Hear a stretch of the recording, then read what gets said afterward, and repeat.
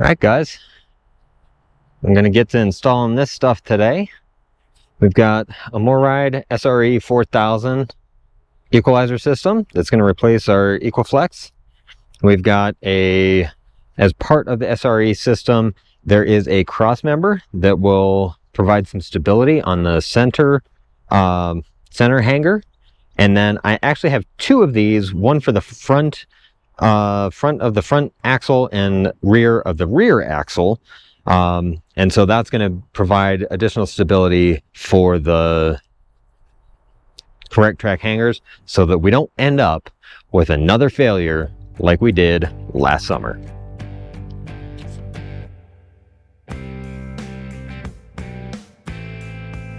Now, on top of installing all of the hardware that I showed in the intro, I've also got a heavy-duty shackle kit. We'll do some comparisons of the MORRyde SRE 3000 versus my equalizer, and we'll also do some comparisons of these the heavy-duty shackle straps against what's on there from the factory. So as I mentioned, these parts, the SRE 4000 and this setup and these bolts all come as one package.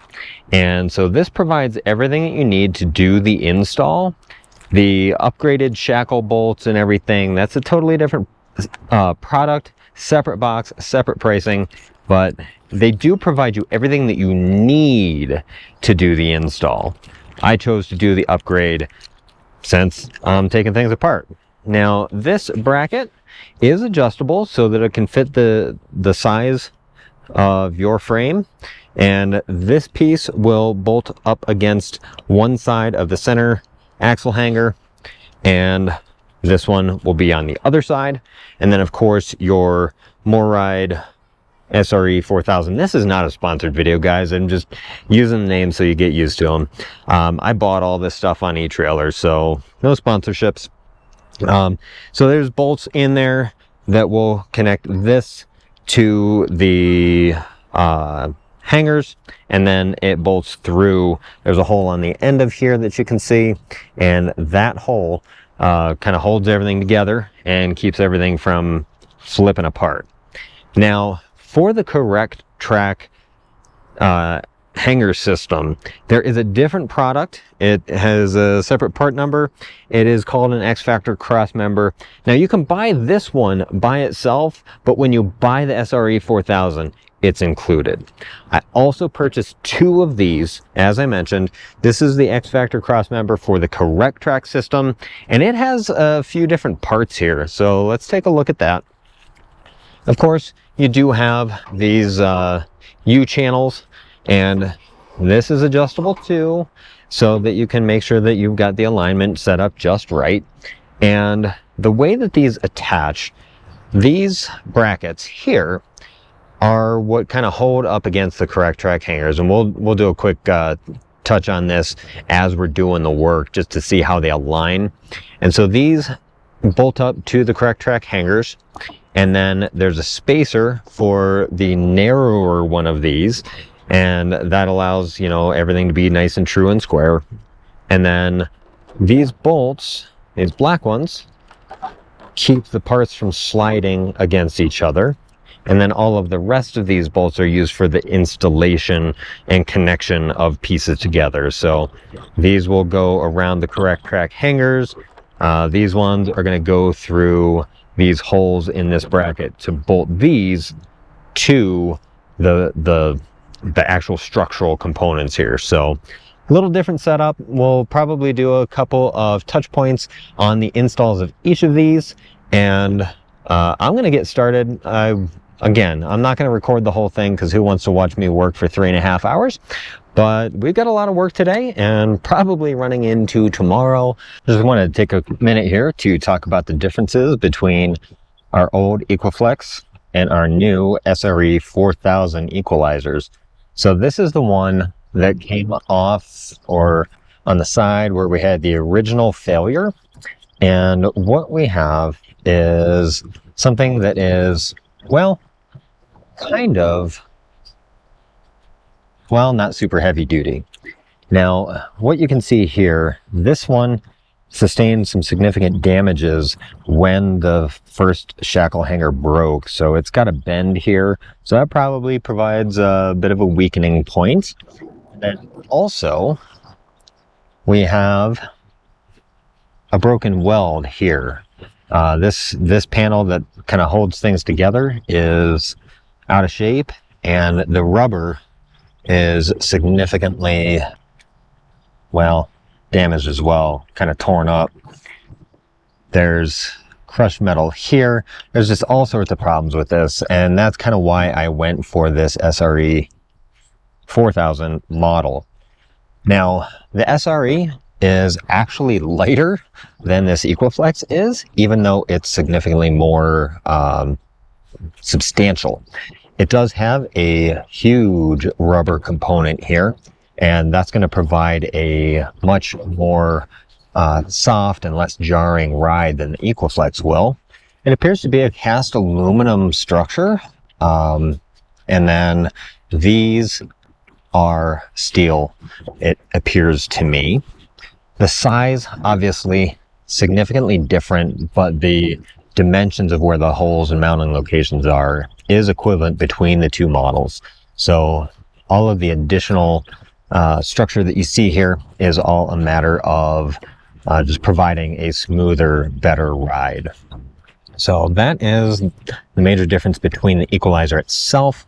I did want to point out as well that the shackles themselves in that heavy duty shackle kit are, again, much more substantial. So we've got about an, I don't know, that might be an 1/8 inch, maybe 3/16 versus that. So there is a significant difference here in the strength of these components. And of course, we have a bee flying around me, which is uncool. We have greasable bolts here. So this is the wet bolt kit. So you'll be able to provide grease through these Zerk fittings, and it'll come up through here and then lubricate the inside of that bearing. These bearings fit really tight inside of the springs and other components that it needs to attach to. So having that extra lubrication in here will provide, hopefully, longevity to the system. And then my last comparison that I wanted to do is on the bearing itself, or the bushing itself. And let me find one here. So this is one of the old ones. I've cut them in removal from the springs, but as you can see, well, hopefully you can see,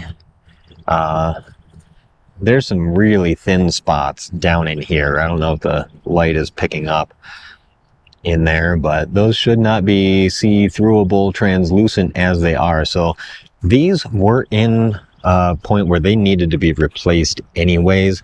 They were probably going to wear out on our upcoming summer. So I'm glad that we're doing all of these modifications now, because we would have metal on metal contact and no appropriate benefit of having these in there any longer. So the bushing inside the top of this equalizer appears to be disintegrated as well.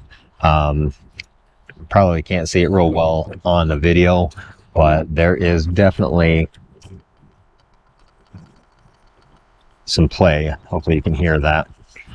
Definitely a ton of play in there, whereas these are going to provide these bearings are going to provide a much more usable surface. So hopefully these brass or bronze or whatever they are, hopefully they are going to provide a longer lifespan to the rest of the suspension components, and we'll get a better performance out of it.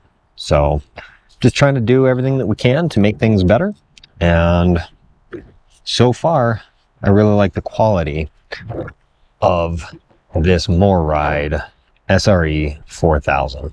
Obviously it's still in my hand, don't have any reviews on that yet, but we'll probably do a peek under here later on in the summer after we've taken some travels. So hopefully you'll stick around for that. You can click that subscribe button so that you can see when that comes out. I'd like to do a quick rundown of the tools that I'm using to do this project. This is supposedly pretty comprehensive as to what one should need to do this project. Now, your choice of tools can be a little bit different. However, generally this should get you through. If you have these parts, you can do this project. It is a lot of work, but it is certainly doable. So the first thing I have here is a 19mm socket on a 1/2" drive extension. This is only used for removing the wheels so that you can get to the rest of the components. I also have a torque wrench. This is used multiple times. There are specific torques that you want to put your new suspension components on with, so having a torque wrench is really important. I used this. You could use any sort of pry bar, heavy duty screwdriver, anything like that. This is just to help align the springs back into the spring hangers from a side to side perspective. And then for up and down, certainly going to have jack stands or jacks to adjust how things are. And then of course some jack stands to hold up all of your axles and components while things are disassembled. Obviously you want to take safety first. One of these is a big bottle jack. I don't know how well this is showing up on the video, but one of them's a heavy duty bottle jack and the other one is just a scissor jack from the car. So whatever you have, as long as you have 2 jacks, I think it should be doable.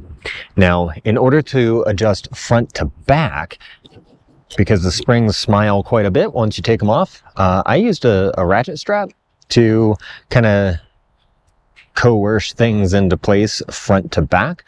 And so I just looped it around my leveling stabilizers. So just hook that in around the axle, and then you can pull it forward or back as necessary. I used a big socket to help make sure that these go into place correctly. Basically, I used something larger than that, and I was able to pound the shackles into place. This is the handle for the jack, and I use it for a couple of things. Number one, removal of the existing bolts. I was just using this ratchet, and so that gave me a little breaker bar, and I used it obviously to operate the jack. And then the ratchet straps, I used it to twist to do some fine tuning of where the alignment of the axle was. I used a small file. The instructions for the shackle kit is, it does say that, you know, if you need to, you can kind of shave the edges of the bushing a little bit if you need to, kind of help guide it into place. So that may be helpful for you. And then this is a 11/16 socket. I have been using that to remove things and get general tightening, just because getting that torque wrench into place is kind of a pain in the butt sometimes. So got a 11/16 socket on a ratchet there, and a short extension in case I don't want to bash my fingers up against other things. And then also an 11/16 socket for that torque wrench. So that will be used again to torque your things into place. The drill bit you see here, I have used to help remove these old bushings. Basically, I'm able to slide this spade bit into the edge of this, and it cuts down the whole thing like that. And then once you get to the end, you can pop that out pretty easily. If there's additional rust or too much other kind of stuff not allowing you to get the bushings in, I use this. It's just a round reamer file to kind of clean up some of the rust inside of there so that the bushings went in easier. Some of these were kind of ridged and stuff, so this was helpful to clean those holes up.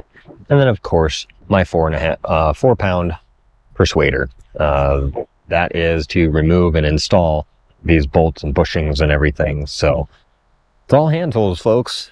Pretty simple. Oh, and I guess I didn't mention that I have a small handheld grease gun, because these bolts, as you can see, have those Zerk fittings. So that grease gun will allow me to fill the bolts and bushings with proper lubrication.